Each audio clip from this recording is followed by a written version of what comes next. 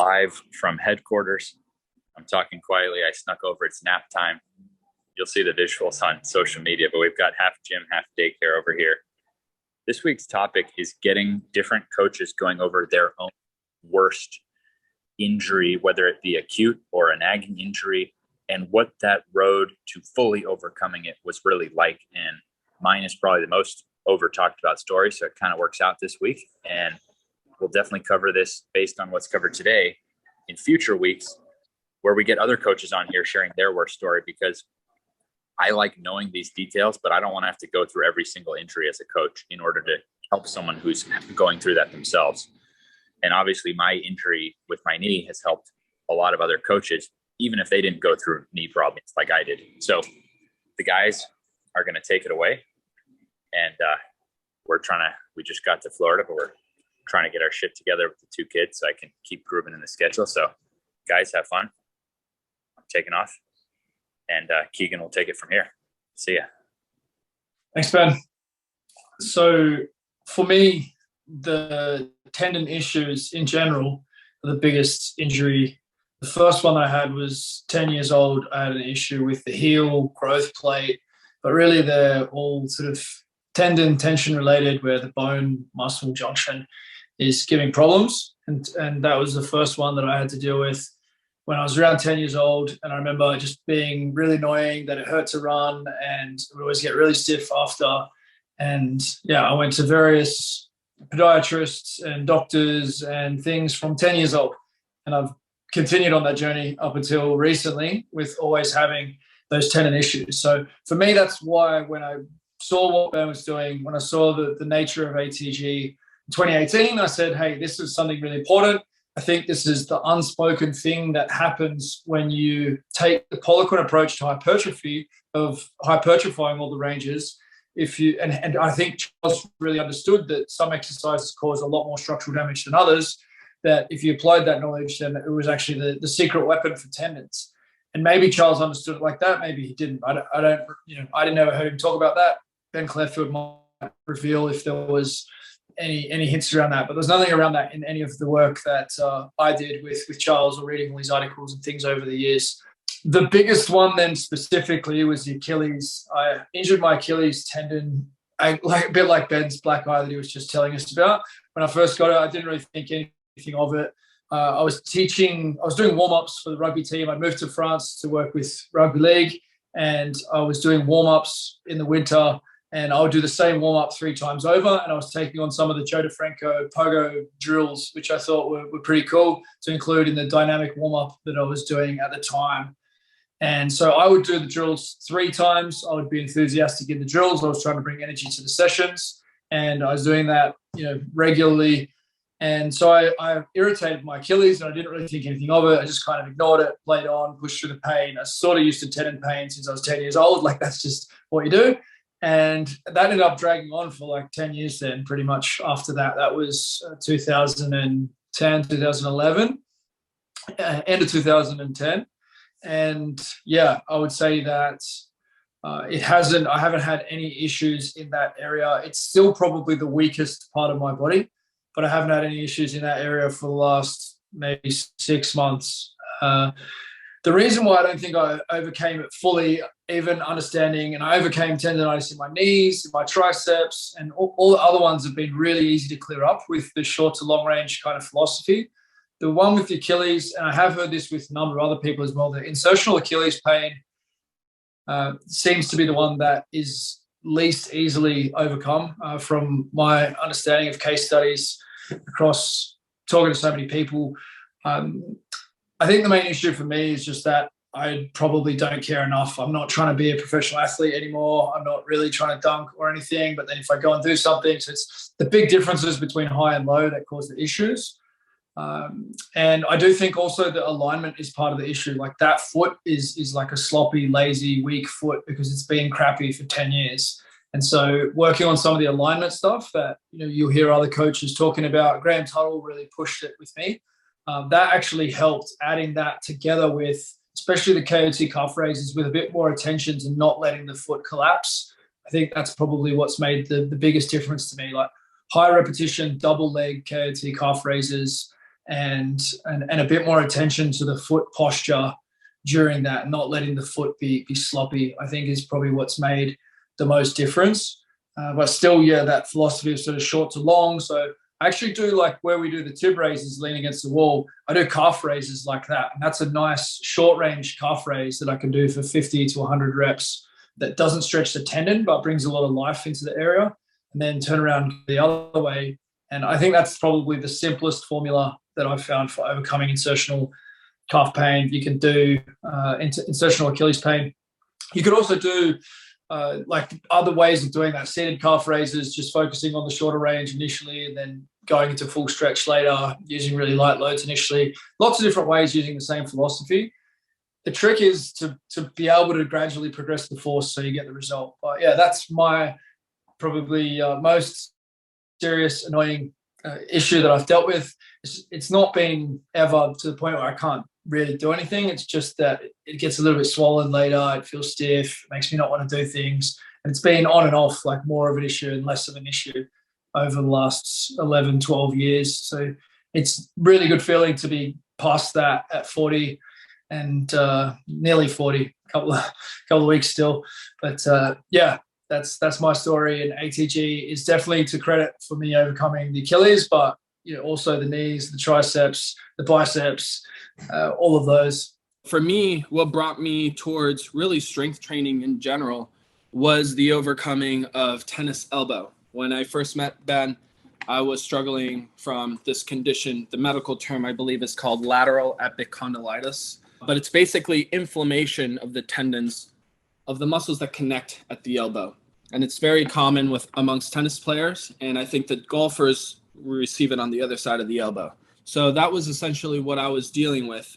Growing up, my favorite tennis players were players like Pete Sampras, big server, Andy Roddick, another big server, Joe-Wilfried Tsonga. These are guys that really would take advantage of their height and their weight and be able to put a lot of speed behind the ball. And you would see that the miles per hour is on the TV, and it would just drive me wild. So, I was always very inspired to try to go after my serve, hit it as hard as I can, which tactically now it's not really the smartest thing to do, but it's definitely a style of play that a lot of players choose to go with. So as a result of my inspirations and the professional players that, really got me fired up to play tennis, I was really going after my serves, and it's just constant impacts. I think at my highest serve speed on average was around 120 for a guy that's like 5'11". That's pretty good, considering I don't have the leverage point of players that are 6'4", 6'8". So I subjected my elbow to a lot of force constantly. And the first time I came across tennis elbow, I was 14. And the way I could describe it is just, it feels like you have shards of glass in your elbow, and any kind of extension of your wrist, that instant is where you get like this searing pain in my tendons. And for me, I went to Ben with that issue, and he explained to me, the different muscles in the area that connect in the elbow and the way we were going to address it. And so, we ended up doing exercises like wrist extensions, where you are, in a neutral position, you lay your arm against something, and then you extend the wrist with a dumbbell. And then the inverse of that, which would be wrist flexion. On top of that, we also did radial flexion and ulnar flexion, where the wrist moves side to side. So we're getting the muscles that connect between the wrist and the elbow stronger and stimulating them. Obviously, being that I was dealing with an active injury, I would not be using a lot of weight. We would also do flossing, which is where, you tie the joint around with some rubber band, create some tension, do some reps, release it, increase blood flow to the area. And so the accumulation of that over time, I would then go out to the court after my workouts, and I would only serve up to the point where I would not feel any discomfort.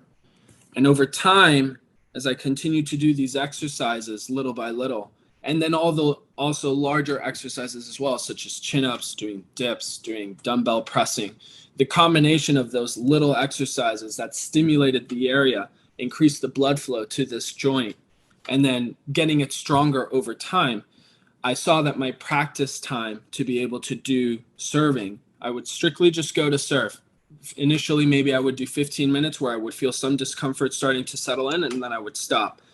And I saw that as time went on and I continued to do these exercises and these protocols, my time for serving would increase. I would be able to do a half hour, then 45 minutes, then up to an hour. I could then do 3 whole baskets, roughly around, 150 serves, and actually like go for them and not feel any pain.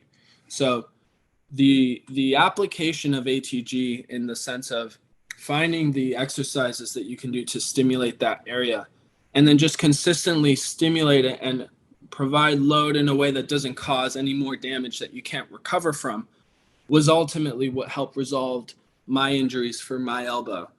And so that was really the main ruin I had as a tennis player. And then it allowed me to be able to compete 2 years in the Pro Tour and not be with this handicap of I can't go for my serve, which in the men's game, that's a huge advantage. So it really unlocked my potential as a tennis player. So I think that, we'll be releasing a protocol for the wrists and elbows soon. So then that was what I did to get back into a playing state. So I think Ben Clarefield has a very similar story to Ben. Clarefield, what do you have for us? Well, I mean, I love this. I think this is a really great topic because I think, there's a couple things before I get into my my injuries and whatnot. I think there's this conception that we're coaches or natural athletes or something like that. We're on the spectrum of the people that got it because people invariably come to us, and when they see us in the gym, we're often way stronger, movements much better, more all of these things that the gym has given us. But I think this is really great because it shares with everyone that that's not true. Often we're of the worst. But I think the other magical thing about this is that we're all firm believers in the ability to, with hard work and perseverance and the right recipe, we can change from being quote unquote injured or broken or whatever it is to this transition to people that are more capable than, the general population. And if not, some pretty elite capabilities. So I think that's really cool to have that be where we discuss that a little bit more intensely on a personal level. To talk about what Charles did for me, I'll jump in from what Keegan said earlier, which is talking about the tendon stuff. So the way Charles explained it to me was eccentric work was a really great way of building tendon ligament strength. And I think the genius of the way Charles did it was the way he made people. So I would say the way Charles explained it to me was the combination of range of motion, quote unquote, and all the different areas and angles of movement that he did in the shoulder, the elbow, the wrists, the back, hip, knee, ankle, pauses with partials, with all kinds of different tempos, and controlling eccentric movement with obviously all the different concentric was the way that he sort of explained ligament tendon stuff. And we know that eccentric work, we have data on eccentric work building ligament tendon stuff. So that's sort of how I got taught that.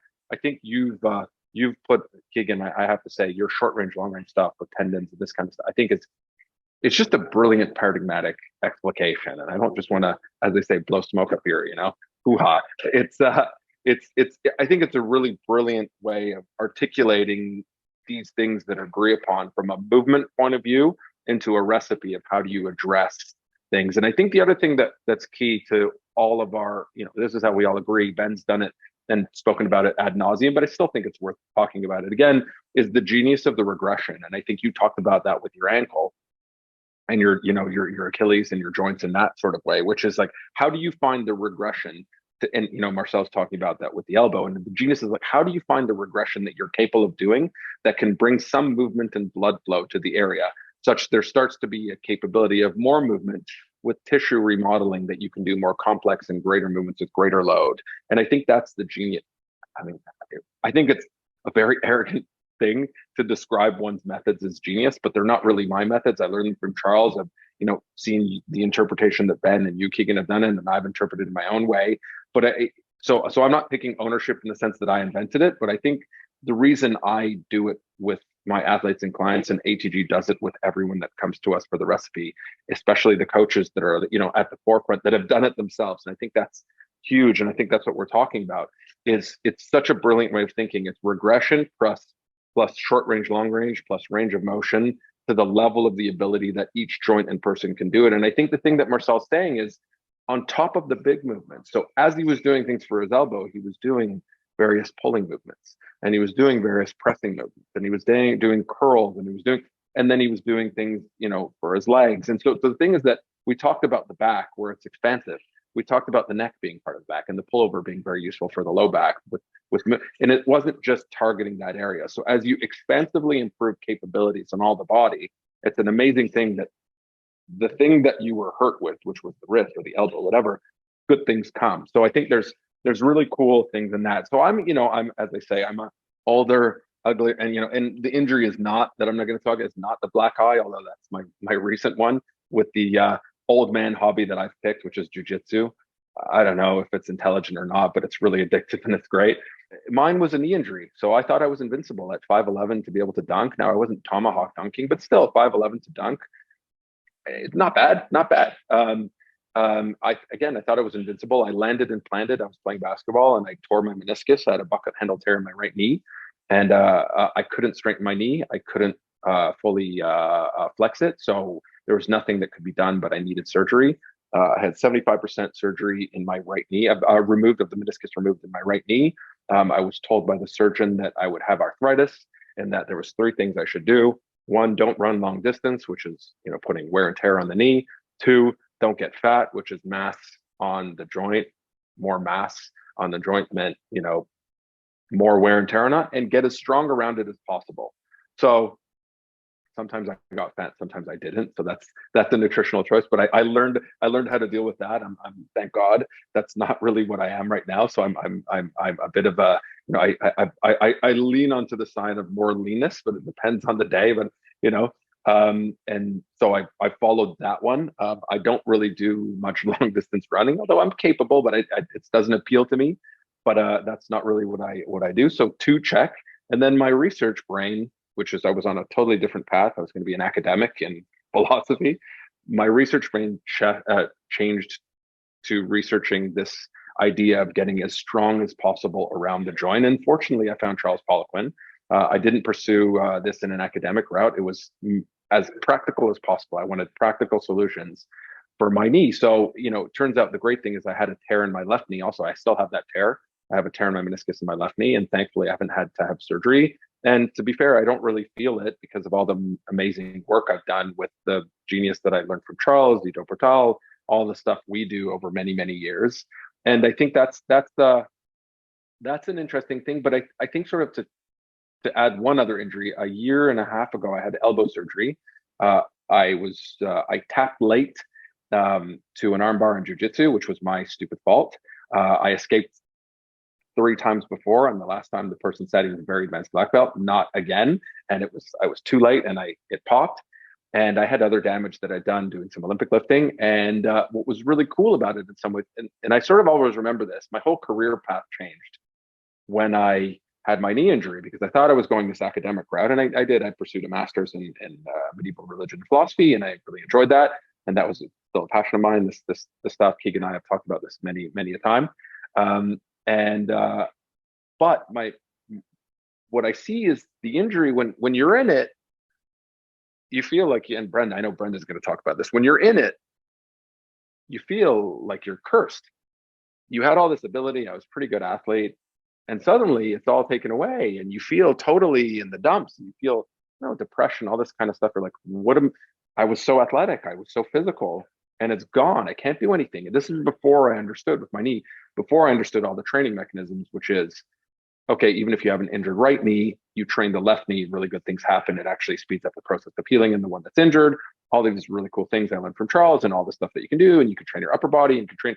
So that was later. I didn't know that.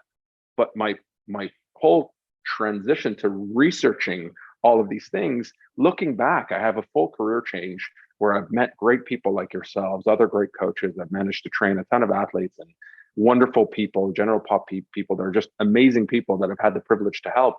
And in some ways, I would have never done that if I would have never had the injury.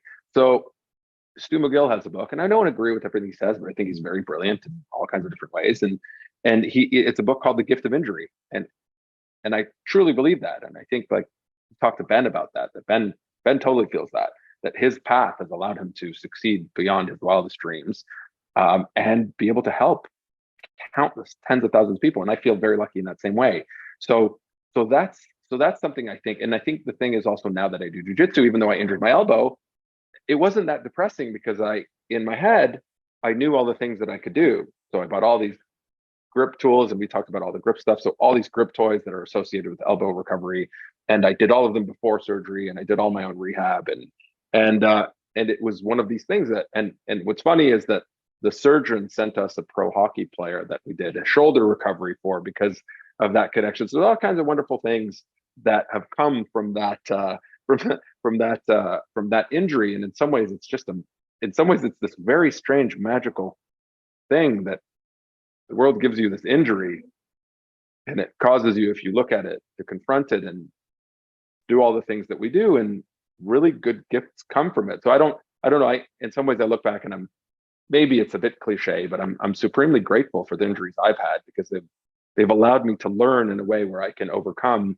and I feel more confident in the abilities that I have to work on these things. So I look, when I go to jujitsu, I'm not as fearful of like, who knows what's going to happen today, and I don't know if I'm going to need surgery. But I feel like if I get a tweak or an injury or something, I know what I'm going to do for that joint, because of all the tools and the recipes that we have, that I'm much more confident about me going to do something that's, there's risks involved in injuries. But again, I'm much less egotistical about it, about tapping and making sure that I don't put myself in the most risky situations. So, but I think it's a wonderful gift to have these tools that allow us to protect our joints and recover in a way that's much faster. To even believe that you can recover, I think is a very wonderful thing. So anyway, that's my rambling story. So I would say the knee is the entry, and the elbow is because of all the things I've learned. It's put me in that situation where I think that the recipe is great, and it's just it's on the coach to see where that movement position is. So when Keegan says, yeah, a ton of blood flow here, there for the ankle and the kid, he's really thought about that. He's thought about the whole body, but I like that. And Marcel's for the elbow. And when you've gone through it, that doesn't mean you have to go through the same knee stuff, Marcel, as Ben and I have. It doesn't mean we have to go through the same ankle thing as, or the elbow thing as, I guess Marcel and I have, or the back thing that, Brendan has. But in some ways, the experiences that we all have with the recipe book that we're saying, you apply the recipe with the movement patterns at the regression or progression. It's an amazing tool. And again, like, I don't want to sound self-aggrandizing, but I really don't feel like it's mine. I feel like it's my duty, and I know it's all of you guys feel the same way, for us to promulgate it, try and help more people. Again, when you help more people, it helps you more. But I just think that those things go hand in hand. That's my 2 cents at this juncture. Amazing, man. So I just want to quickly kind of touch on each one of your points, because it really stood out to me. I think I've said on every podcast I've done with Keegan before that he's put out the most valuable, easily understandable tendon content anywhere that's widely accessible. Like, it's not even just about who creates these concepts. Obviously, they're long-standing matters of biology, but whoever packages it in a way that can fit in the most people's mailbox. Like, the packaging of his message hit me so easily, and I've sent that link to the Tendon, to long range, short range, athletic range, to so many people in my DMs, because the amount of words it would take me to type versus just that YouTube hyperlink that I know perfectly shows the practical application, to then like the easy traps that we fall into as athletes, especially if you're extra hardworking. These chronic injuries are more alike than they're different. And so yeah, Keegan has done so much great work on tendons, and I'm glad we talked about tendons, because that's really 20 injuries wrapped in one. So if we could even just help on that grand topic, that's a lot of different injuries that people are going to get help from. I think Marcel probably just totally spoke to dozens of tennis players that like are feeling absolutely frustrated and maybe on the same mission to hit a tennis ball hard enough to break 5 windows, just absolutely like a menace on the court. I can't even imagine the type of pain you're feeling, but I'm sure someone who is experienced and trying to hit harder and harder knows exactly what you mean of the shards of glass immediately. So that's super valuable. And Ben said a lot of stuff that hits home with me about the injury being the gift, about how even if you don't solve the injury, you can solve the problem of the injury. And what I mean by that is the injury I'm going to talk about today that I haven't spoken much about before probably would image the exact same as when I was injured, just I have no symptoms, so I forget I ever had it. And so I'll talk about the injuries now. The I had four main injuries that really kind of ruined my life in different ways, and they weren't all equally as hard. The one I'm going to talk about today was the most annoying that just made the least sense to me. So I've obviously talked about the back. That one actually took over my entire psyche and my just capabilities in life. Felt like it's so central. The first injury I ever had was tendonitis in my left knee, patellar tendonitis, super classic. And I got surgery on it because that's just how little I knew. After a year and a half of tendonitis, they split the tendon in half and then sutured it back just for blood flow. What else gets blood flow to tendons? Reverse sled. I didn't know that. So, and then the other injury, shin splints that were stress fractures, that was really weird because training tibs weren't a thing either until I found Ben Patrick. And so just simple solutions probably would have avoided it. The one injury that I feel like still hasn't been fully explored, maybe it's not as common, is sports hernias. And so I had one in 2020, and I think I figured out probably the building factors that led to it. I was always running track since age 14, and I got it when I was 22. And one common thing about track athletes, if you speak of anyone's experience, if they've done a shit ton of traditional core exercises. So at the end of every single practice, we're doing flutter kicks, we're doing crunches by the hundreds. In my college weight room circuit for D2, we would do in between every single strength set, 25 crunches. I don't know why. Between cleans, 25 crunches. Between deadlifts, 25 crunches. Like just the hyper focus on rectus abdominis, the just pure six-pack abs. It's kind of a cultural thing more than anything in the track world. I believe that over time, just like focusing on these upper ab areas, can't see the camera, but here, and then no strengthening of the lower ab wall hip flexors, that's an obvious strength discrepancy.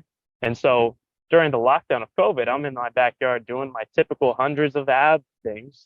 And I do a leg raise, just lowering my legs. And then ping, I feel like an absolute hip pop. Kind of when some people have snapping hip, but it was like way different. And instantly I get up and I'm just feeling like a total buzzing feeling, a bunch of referral pain. Now I'm realizing. And tried not to freak out about it. I waited a few days, started Googling, going to WebMD, as you should never probably do. And it lingered on for months. And then I got the imaging done. They're like, yep, you have a tear in your low ab wall. And my biggest realization with this, the reason I picked this injury is because there weren't even really good hunches on conservative treatment for it. It was like you have a hole in your ab wall that will never regain back. It's just a tear. The factor is, do you have symptoms at month 4? If you do, you're probably always going to have symptoms. That's at least from what I was reading in the protocols and the standard procedures. And if you do feel alleviation of symptoms through training the core, doing these stabilizations and the torso exercise, the corrective exercise, stuff that doesn't really address structure, if those things work, then you're good. I was symptomatic for 2 years, and the biggest frustration was that I could not sprint, because going into that elongated stride where you're actually, when that leg is behind you, it's just literal tension you cannot handle. This injury was a little gnarly because just like the disc herniation, for some reason this was really causing nerve pain, and I would get it kind of like up the side by the rib in some weird way.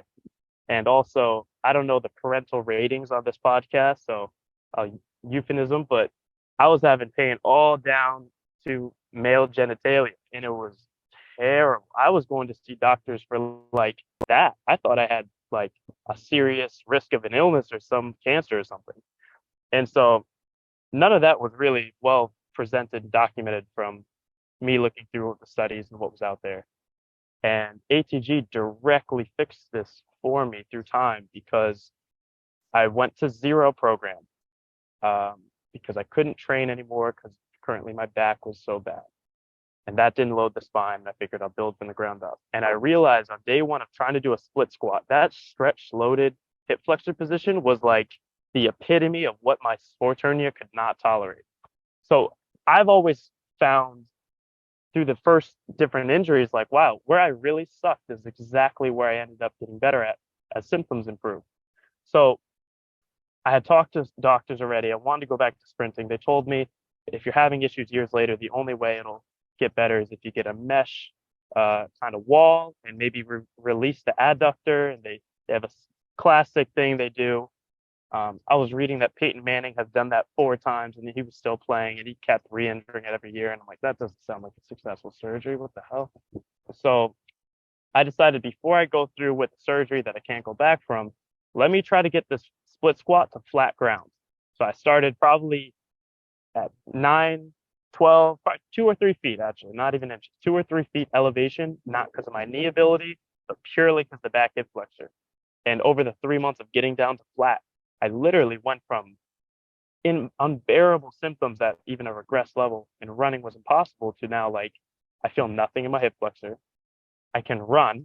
I might get something the next day. It's not perfect, but that progress shows this is the right track. And it took some years, like even as I got stronger, if I did a split squat session that was a little bit overextending, like I wasn't being true about the range I owned, I would wake up pretty messed up. I've probably even in the last year mentioned to Marcel. Marcel's trained with me in person and seen me mess myself up countless times. Hip flexor strain earlier this year was pretty related, but that's long story short. I was making progress, and that was enough for me to realize, all right, drop the whole surgery thing that doesn't even address the underlying issue. Why does this not improve itself with time? And I think that's, if I were to try to make this a more relatable message to a listener, is like, whether it's sports hernia or a tendon issue or a very specific, tennis player issue in the elbow, going into it just waiting for time to heal it makes sense in some ways, but the nature of a lot of injuries, it really doesn't work to just wait it out long term, especially like Achilles tendonitis. You're walking on that thing every day. You're getting low grade aggravation if it's bad every single day. You got to find a route to now start like mitigating pain so you can just be kind of pain free on baseline and then build and build and build. And so, a lot of misinformation out there, a lot of gaps of accessible knowledge. One of the biggest things I realized too during that period, I know it's a little long-winded at this point, but I think this is cool. I couldn't squat anymore without intense hip pain. And it was like impingement pain on that same side. I thought it was just a completely separate issue. Meanwhile, the low ab is right here, and then the hip is right here. And I started reading into it online. And it's like, I think the stat was something of 70% of operated sports hernias. They also looked and diagnosed FAI, which is like femoral articular impingement, just basically impingement of the femur and the hip socket. So the majority of sports hernias also correlate with hip impingement. That's kind of like majority of knee surgeries correlate with no VMO. I'm like, well, that's a huge thing. How come we don't hear about that? And I don't think anyone's to blame. I don't think it's like, a malicious thing. It's just like no one's piecing together the dots because we're so quick to go to the ready solution. Unfortunately, I came to ATG, which exposed my weaknesses. So now I want to try to like help people make their own discoveries in that way. So I think that's the coolest thing about injury. I think that is why it's the gift, is once you overcome 1 or 2 of them, it doesn't ruin you. You can almost look at it from like a curious stance. Like, this is a really, really interesting injury. I'm going to eventually figure something out. And you just become patient. So yeah, that was my sports hernia surgery. I need to work on kind of condensing that a little bit, but that one was super annoying. And the referral pain was very confusing because pain goes everywhere in the body when it affects nerves. And so I'd love to hear what you guys think either on that, or we could just go back to tendons. We could talk about whatever. This is such a cool topic. So I'll wrap it up there. Yeah, wow, that's a wild story. I had a sports hernia as well, but I didn't get any nerve issue. It was just localized pain, coughing, sneezing, tension, that kind of thing. I actually did it stretching, pushing the weighted stretches without kind of warming up after sitting around on the computer, and then just being like, oh, I'm going to work on my splits now. And then just thinking I'm bulletproof. Like that's how I did it. But mine was relatively easy to resolve. It did take like 6 months to be fully resolved, but it was just gradually got better with gradually more, initially it wasn't feeling like it was getting any better. It was annoying all the time, and then started with just short range stuff, trying to get blood flow to it, and then gradually did more stuff that would test it for tension. The split squat is a great example. But yeah, yours sounds nasty. It does sound like you snapped a nerve, like you actually tore a nerve. I've heard a few people describe torn nerve stuff. Maybe it's not, but it's that's wild. Wasn't fun. It was definitely. I realized how common it is too. I'm not even surprised that you had it. Like I've talked to a lot of people, whether a traditional hernia or inguinal or sports hernia. It's one of those things like you got it. That kind of sucks. Now what? I don't know. Yeah. It is more common than people realize. It's not one that people generally want to talk about as much, but yeah, well done bringing it to the table. The thing I want to add here, and maybe this is where we can go with the end of this conversation, is kind of the opportunity that comes with injury, because we do speak to a lot of young men or middle-aged men who feel like their lives have been taken away from them because they can't express themselves physically. And that sucks. And we also kind of spoke about the opportunity that comes with injury. Because I'd been dealing with overuse stuff and niggling stuff since young, I always sort of knew that there was something that I could work on. And as a strength coach, if I had something that was bothering me, well, it was still my job to lift everybody else up and kind of put my own stuff to the side. And so I think that is a really important message to get across of like, okay, you've got something that's bothering you with your knee. Like, how's your grip strength? There's always something that you can improve, and there's always something that you can turn into fun, and it actually makes training enjoyable, and then it helps you to get into your rehab and keep momentum going around that area. But I think that concept of where can you make gains, and I saw this with professional athletes, careers are made when athletes get injured. The time that they're out from their sport, they get to work on their body, and often it's the only time they really get to make significant changes in their body is if they get a big injury, like an ACL, for example, then they got 6, 9, 12 months where they get to just, all they need to do is improve their body. And the last part of the rehab, they're getting back on the field and they're doing things. But you can actually make incredible gains in the nervous system of an athlete. Like, you get to treat them a bit more like a Chinese weightlifter, developing every aspect of their body, developing the nervous system, developing their capacity to deal with training volume. And you can definitely make an athlete's career during that time. Like, sometimes it really is a blessing. Now, you need to be aware of, if you pack a ton of muscle on the upper body, players that have repeated lower body injuries, that is a huge thing that wasn't as strong on my radar until I understood the, ATG talking about build from the ground up. It's not just do you weigh 100 kilos, it's where that 100 kilos is distributed on the body. So this is an important thing to keep in mind as well. Like, go nuts in the gym while you've got an injury, but then also realize, okay, at some point we're going to need to be mindful of exactly where this muscle mass and strength is distributed to avoid future injury. But yeah, take the opportunity of your injury to specialize in something else, to develop something else. And if you have that mental lens, then you'll overcome what it is that's been bothering you. I think that's something that I wish someone had explained that to me as well earlier on, but it's just sort of, you maybe just do it after a while. But I'd love to hear your thoughts if you've had like big wins in other areas while you've been injured, or maybe, I guess, Marcel, like it took you maybe to Ben, right? And then how much has that impacted your tennis, the fact that you had that injury and started to address other issues as well? I guess for me, what ultimately resolving my elbow issues really opened up my mind to the idea that something can be done about an unfavorable situation. And, we can always do our best to see what's in the medical literature nowadays, but it's a matter of truth that we don't know the full capabilities of the human body. We don't fully know or completely understand its capacity to make an injury better. And we always see, emerging science on new things or discoveries in the body that in regards to that. And so, I think that what we do in ATG that's very special, which Clarefield has just, talked about on his section, is where we've all gone through this phase where something was not correct. We were hurt. We were not this pristine image of what an athlete is.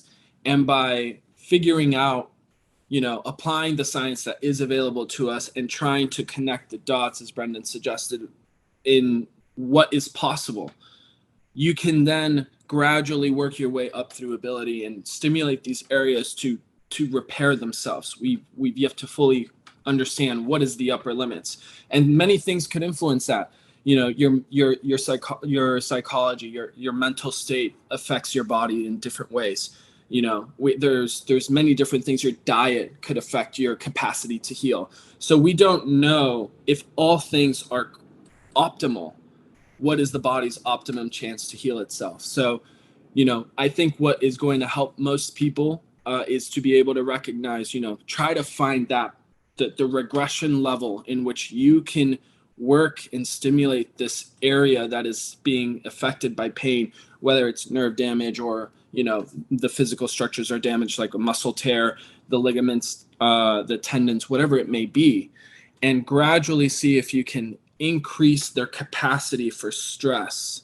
And as you consistently supply that stress, ideally more and more adaptation sets in, and your capacity to grow and to test this area expands further. So that's really my closing statement, is that, be open to the idea that something could be done about a present time situation, and just try to find a way in which it can gradually be rebuilt. And, that's what we do at ATG. So, Clarefield, over to you. I think it's great. I think, there's a psychology of dealing with weak links. And I think our whole philosophy at ATG is that's what we do. We confront weak links from a position of intellectual honesty instead of pretending and glossing over or sweeping things under the rug.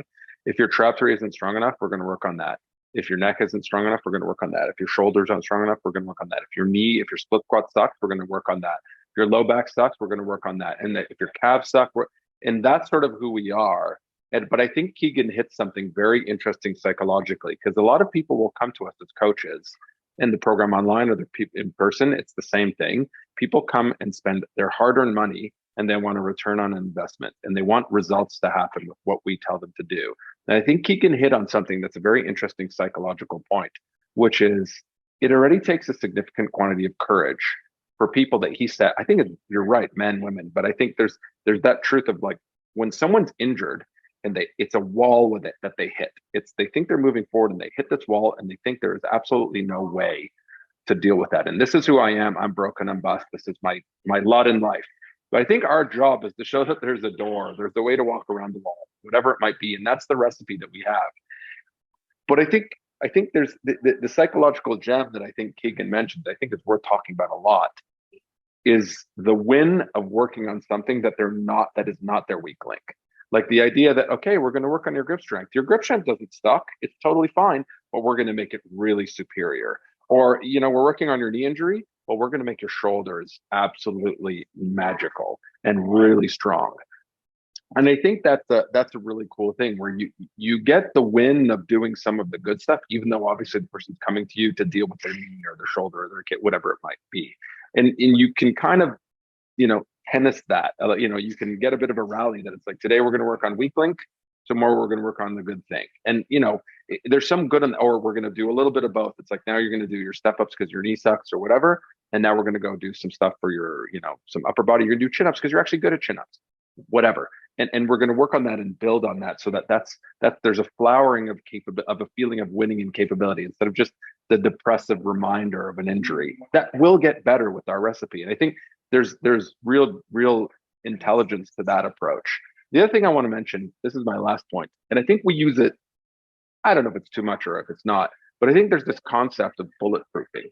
And I think it's a bit of a rhetorical marketing pitch. And I know Ben talks about it often, I talk about it often, but I think the idea that it's like, and now your knees are bulletproof. If someone, God forbid, takes a gun and shoots you in the knee, like no amount of split squats or step ups are going to make it quote unquote bulletproof. And I think in some ways the idea of bulletproofing I like, but I think the promise of it is a bit of a falsehood in the sense that there's no bulletproofing. There's really like a probability scale of like less bad things will happen to that knee in jiu-jitsu or in basketball or in sprinting or in tennis or in rugby or football if you've done these wonderful things that are going to build tissue and muscle and ligament and tendons and capability of load bearing, structure.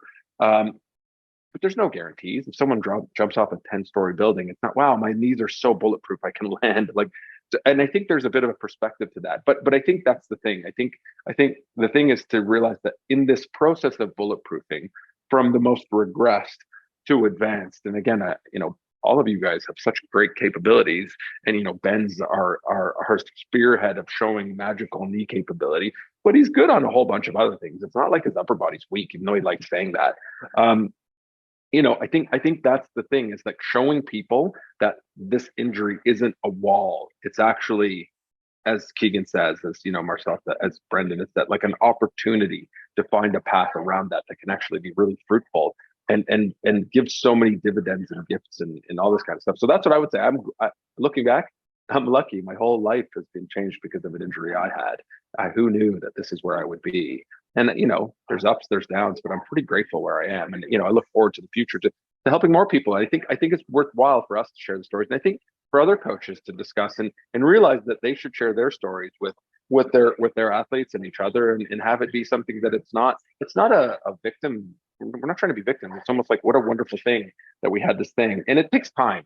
When you're in the midst of an injury, it's not like you're like, yay, I have an injury, I feel great. It's like, no, it's upsetting. It's, that, at best, and you're in the situation, you're like, okay, I know there's a whole bunch of work to do, but this kind of sucks. But afterwards, you can look back and say, what an amazing thing. I put all this work in. And I'm better. What a cool thing. I don't know. It's in some ways a bit of a superpower, I feel, that you can take someone and heal them. I don't know. I get high off it that I've done it. And I know all of our ATG people that's what we do. We get high off of having someone come to us and like, I thought it was broken. Oh my God, my knee feels better, my shoulder, my back, all this stuff. So I feel grateful. I think it's great. But I also think it's cool. I think it's worthwhile to share and reshare and have our people share that it's not just that we're naturally gifted in the way, but it's we put the work in, and you can too. I don't know. That's my 2 cents. I feel like the concept of bulletproof is very cool in that you're to revisit that you're trying to have your capacity just trying to outpace the demands. That's just a general concept. But life is never perfect. And even if it were, what fun is in that? Like, truly, I don't think a good life is one that avoids all adversaries, just all like adversity is gone. You avoided all the traps. You get to the end of it, be like, well, that was successful, I guess. Like, all right, I'm still here at the same point. I'd rather have the highs and lows for context and perspective, because when you meet someone, odds are they're either at their low or they're high. They've gone through both, and you connect a lot better. And to be honest, like the injuries being the greatest gift, I've been injured since I was 16 until 22. I didn't start making content until 22, 23, 24, and even making any progress till now, 25. I never knew it was going to help, but like, man, if I didn't go through those injuries, I wouldn't know what to make a freaking video about, like a single one. I would be like, I'm not an expert. I'm not the strongest. I'm not the fastest. I'm pretty average in a lot of things. I'm getting better, but listen to me. Like, I don't know. But storytelling relating to pain is like literally the biggest gift I have. And so it's easy for us to maybe say to someone like on this side, hey, it's a big blessing and sounds like fluff talk. But it's just so true. And the wins and the deceiving part of injuries is that you just start collecting more losses than wins. And there's the biology of belief, I think, is a really real thing. And Charles was really big into that too. And just like setting people up for wins, no matter how small, because it actually changes the outcome. And they've done that in studies. Even if they go through the same protocol, they're like, you just let one think they're winning and the other think they're losing every single time. And it literally yields better results to some degree. And so once I broke from the normal dogma of training, like it's just squat, bench, dead, clean, and I had bad back, couldn't do half those, to like all the new structures and different ranges that I could train. Okay, well, I had an aggravated knee in real life, like the past 2-3 months, and Marcel's seen me complain about it and work on it. But in my head, it was like, cool, this is just the season to work on my back. Like, I'm just going to get really strong with my RDL and back extension. And the funny thing is, like, through focusing on something I wasn't going to prior and improving my back strength significantly, all my lifts went up, which is a consistent thing you can hear with back. If you're going to get anything stronger, get your low back stronger. I literally went back to split squats feeling stronger than I left, and I hadn't been able to work on that. So when you really see the opportunity and working on the other stuff, the game never stops. You don't ever have to be out of the game of training. If you're a basketball player and you tear your Achilles, yeah, I mean, you can still bench, but like, who cares, right? That's going to be very frustrating. However, if you think more long term to my overall development, there's so many qualities that go into being a world-class athlete or even a better athlete. There's so many qualities. You can always improve. That's such an optimistic realization I've had. And you don't ever have to be stuck. And so, yeah, the opportunity does come from the overcoming. And it's so cool that ATG is really founded on just that. A bunch of people who were really hurt and injured and neglected by a system that promised to heal them back. And we were non-responders to just the generic traditional route. And we had to get creative and find the corners of the earth where these training gems were. And that's what Ben's done. That's both Ben's, Keegan, even Marcel. Like, you guys have done great jobs in organizing the solutions that are so needed for people. And I wouldn't exist if ATG didn't exist, because I would still be injured. No one would ever like hear any part of my story. Not saying I'm grandiose or anything, but like, I know I've helped some people, and that's only because you guys helped me. And it's only because the overcoming of problems. So yeah, of course it's going to be hard, but that's what makes it worthy of going through. Injuries are very deceiving like that. You will feel completely lost in it, but if you get out of it, it's fun to laugh at and just kind of look back at the stories like, wow, it's listening to Ben today, Patrick, recalling the time he couldn't do a single Nordic with this guy, Fernando, two of the strongest guys I know. They're like, yeah, remember the first time we tried Nordics? Couldn't even do it. That's impossible for me to fathom, but I see how funny it is for them looking back. It's like, that's beautiful, more than just never dealing with an issue. So yeah, I think we covered it pretty well for today. That finishing idea that there's going to be challenges, and that is actually where the opportunity is when you help someone and then you go and pass that on and everybody's looking for solutions. I think that's a good optimistic place to leave with the body, but also in the bigger picture, whatever's going on in people's lives at the moment, look for that opportunity, look for the thing that you can get better, pass on something good. Even if there's nothing good in your life, if you try and make someone else's life better, that can be one of the best things as well. And I think you're all experiencing that on some level, right? With the positivity that we get to have with ATG and just seeing this whole community and empire continuing to expand. The physical side of it is actually only one aspect of it. And I've spoken about this with Ben as well, is like, this is bigger than just fixing knees and even just fixing the body. You know, there's something else going on here where people are deciding to fix themselves and they're deciding to make a positive change in their lives. And that is flowing on to other people. And if we can continue to do that, it doesn't matter what happens with the economy. It doesn't matter what happens with, you know, some of these issues that we see in the world today. If the more people adopt this as a life philosophy, as well as an injury philosophy and a physical philosophy, the better off we're going to be. So, yeah, maybe getting a bit philosophical, but I think that's at the core of it. This really is the heart of ATG. Like, this is the very epicenter of ATG. It's a living philosophy, and then that expands out through the knee to the rest of the body. And yeah, I love that we get to be a part of this. I love that we get to have these discussions, and I'm getting a lot of positive feedback from people listening to the podcast. So if you are listening to it and you want to share some positive feedback, if you want to, you know, send some energy back our way or towards Ben or towards, you know, supporting the podcast, that is massively appreciated. I want to see it continue, and I guess the boss will decide there at some stage if we're going to keep doing these. But so far so good, and I appreciate you guys for your efforts today and all the energy that you put into overcoming those injuries, and everybody who's listening who's overcome stuff. There's so many. We've all heard so many stories and so many thank yous, so many, you know. And if you're not one of them just yet, if you're dealing with something, you know, there's lessons here in this today. If you listen to it, if you really dive into it, do your research, take responsibility. Maybe no one else is going to find the solution for you. maybe you're going to have to take responsibility for it yourself. And but we're here to help. We're here to help. That's the other thing that, put out there. Like, we're here to help. I mean, we might not have the solution, but we have quite a few. I mean, that's sort of we're here to help. I think at the end of the day, it's what all of us, those of us at ATG, like, and other coaches too in other fields, but at the end of the day, that's what we've chosen to do. So we're here to help. Big time. Legendary. Amazing. Have an amazing day. Yeah. And we'll Thanks for we'll listening, speak. anyone. Thanks for listening out there. Yeah. Thank you, guys. Take care, guys.